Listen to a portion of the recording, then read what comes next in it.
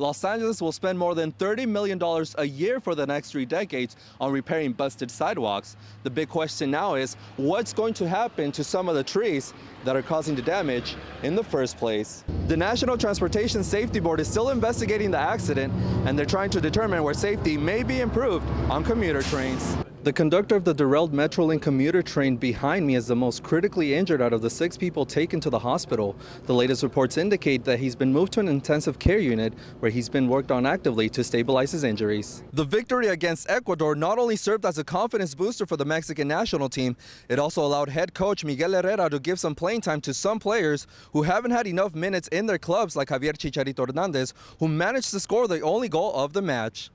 After missing games 1 and 2 due to a strained left hamstring, Chris Paul will finally make his series debut tonight against Houston. Clippers head coach says he will limit CP3's minutes on the court. For years, Metrolink has been spending millions of dollars on safety for its commuter trains. The investments the company did on the technology of its trains helped improve the safety of the rail cars, which reduced the impact of the train crash that occurred in Oxnard last month. All of our cab cars and 2/3 of our passenger cars are equipped with what's known as crash energy management technology. Basically, they're equipped with a series of safety features to help absorb the impact of a crash. We could safely say that the technology worked. It definitely minimized the impact. The front end of the cab car that collided with a truck had a crumple bumper, which had allowed it to crumple up during the crash and absorb the energy of the collision. Although this incident didn't have as many people hurt or dead like past crashes, not everyone is convinced about the safety of these Metrolink trains. They ran that end of the train into the Ford truck.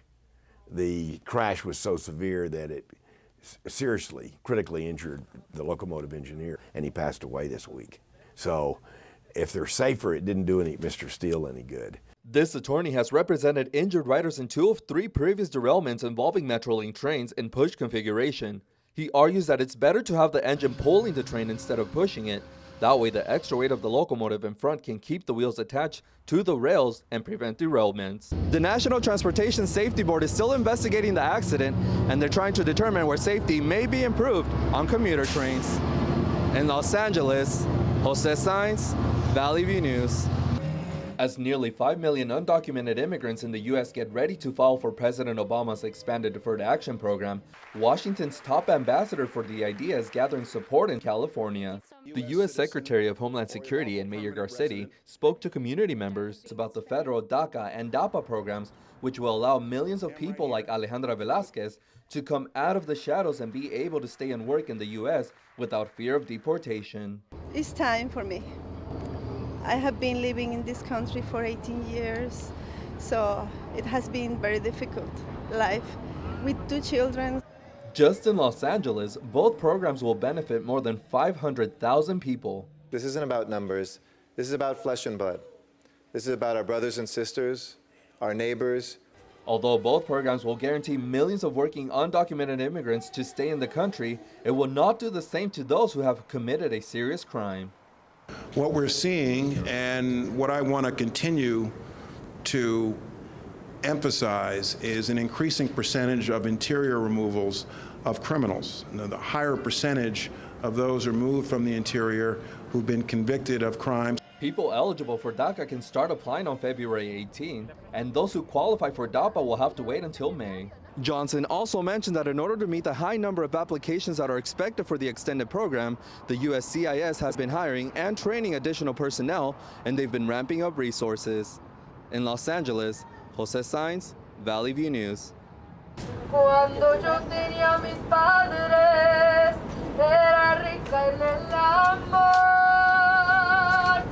13-year-old aspiring singer Kimberly Garcia has experienced the nightmare of being separated from family members because of their legal status. But unlike many teenagers around her age, she's gotten involved with other pro-immigration activists to try and put an end to the deportation of immigrants with American-born children. It hurts because I know that it's very painful to have your family separated because they weren't born here. And I would really like to make a change in that and have people in the future to not go through the same thing that I went through.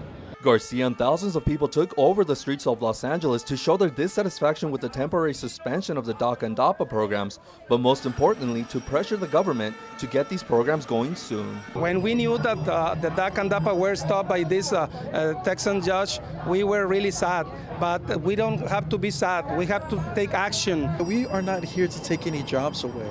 We're here to basically provide for the economy or help the economy, build the economy. The people who took part in this march hope that their chants can be heard across the nation, but most importantly, in Texas.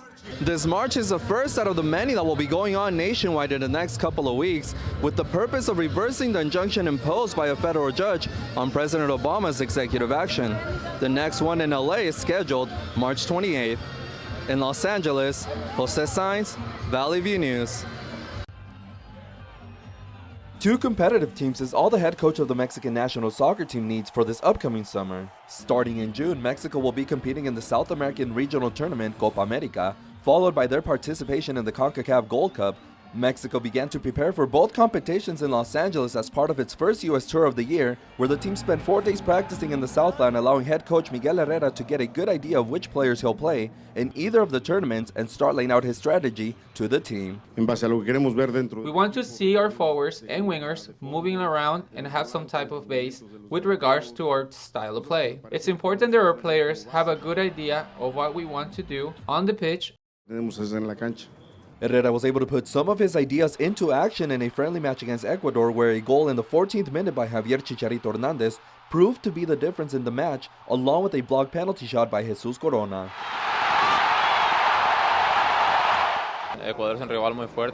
Ecuador is a team with so many fast and strong players. We expect to play against guys like that in the Gold Cup. And today we got a little taste of what's to come. This was the 16th win that Mexico gets over Ecuador in 22 matches between the two squads. The victory against Ecuador not only served as a confidence booster for the Mexican national team, it also allowed head coach Miguel Herrera to give some playing time to some players who haven't had enough minutes in their clubs, like Javier Chicharito Hernandez, who managed to score the only goal of the match. In Los Angeles, Jose Saenz, Valley View News.